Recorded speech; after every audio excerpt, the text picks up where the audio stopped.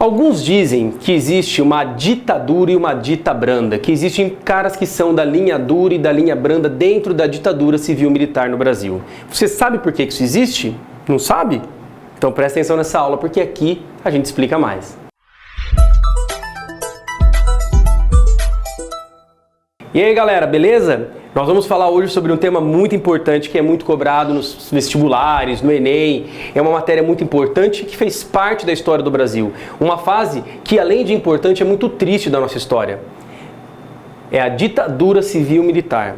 Comumente chamada de ditadura militar, pelo fato de que quem governava o Brasil eram militares, essa ditadura ela também contou com a participação da elite, de membros da imprensa.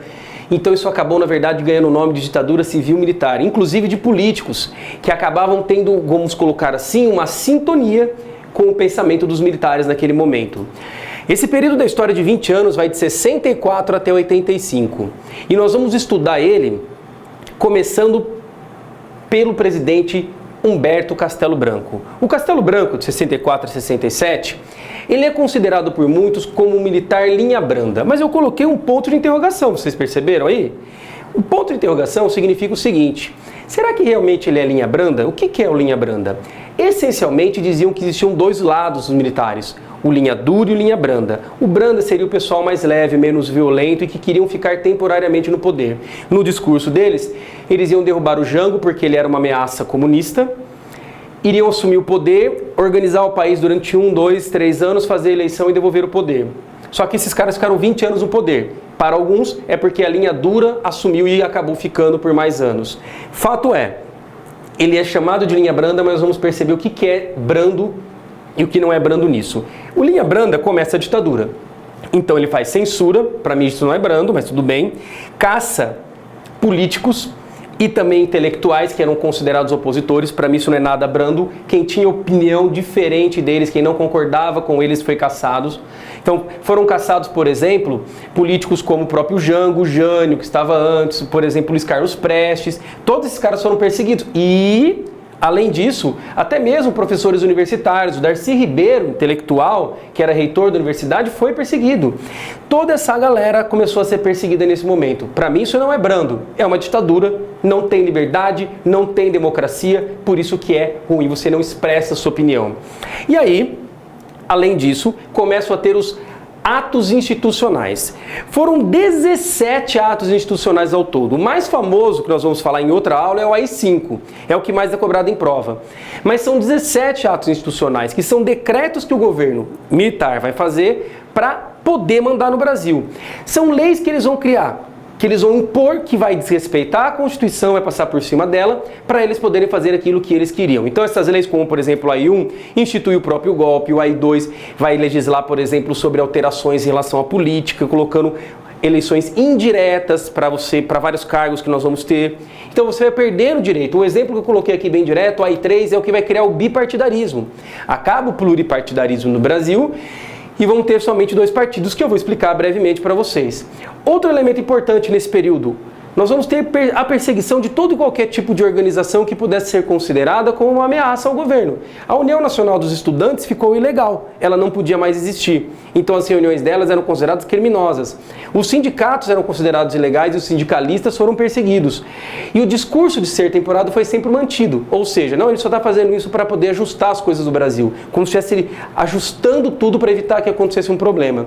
Então isso vai mostrando para que lado está indo o Brasil. Agora presta atenção às outras mudanças que aparecem dentro do governo do Castelo Branco. Alguns pontos importantes, como o do bipartidarismo que eu acabei de falar para vocês, foram colocados aí por atos institucionais, né? No caso, o bipartidarismo foi o AI-2 que criou de fato ele, o AI-3 acabou colocando ele em prática, ali, as mudanças na política. E ele vai, na verdade, deixar o Brasil com somente 2 partidos políticos, né? A Arena, que é a Aliança Renovadora Nacional, que era o partido que era considerado como governista ligado aos militares, e o MDB, o Movimento Democrático Brasileiro, que fazia o papel de oposição. Nele reuniam-se os que eram opositores ao regime ou os que tinham até uma certa resistência a ele. Mas eu faço uma ressalva aqui. Quem era realmente contra o regime já tinha perdido direitos políticos faz tempo. Já tinha sido perseguido, alguns já estavam indo embora do país, ou alguns estavam sendo convidados a se retirar. Então, o MDB é mais um papel de oposição do que uma oposição de fato. Eles até ficavam contra o governo, reclamavam, mas não era uma oposição à ditadura militar. Isso é muito importante se perceber. E uma reforma educacional que vai ser feita. Essa reforma educacional ela começou a ser pensada desde junho de 64. Mas só em 66 que ela se tornou pública. Ela foi secretamente acordada entre o Brasil e os Estados Unidos. Foi um acordo entre o MEC, o Ministério da Educação e Cultura, e nós falamos, na verdade, USAID, a explicação, mas a expressão que o pessoal coloca, mas o acordo MEC e USAID é, na verdade, de United States Agency for International Development. Esse discurso bonitinho dos Estados Unidos que vai desenvolver internacionalmente, na verdade mostrava uma baita de uma influência dos Estados Unidos, um imperialismo muito grande. Por exemplo, os Estados Unidos obrigaram que o Brasil tivesse o ensino da língua inglesa. Olha que coisa interessante. Você quer ver uma outra coisa interessante? Era obrigado também que tivessem colaboradores, eles estavam ajudando a gente, mas eles eram dirigentes nesse processo de mudança. E dentro disso, eles alteraram o currículo nacional para deixar ele mais moderno e tirar matérias que eram consideradas obsoletas. Retirou-se, por exemplo, filosofia, sociologia, latim. Tiraram também uma outra disciplina que era chamada de educação política, que alguns lugares tinham. Vai vendo.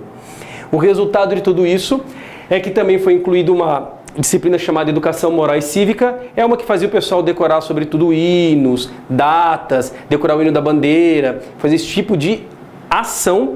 Não é que há problema de você ser patriótico e fazer isso, o problema é que isso aqui acabou, na verdade, tomando o lugar de outras questões. Era muito mais para você ler as cartilhas que diziam que os militares eram heróis e tudo mais.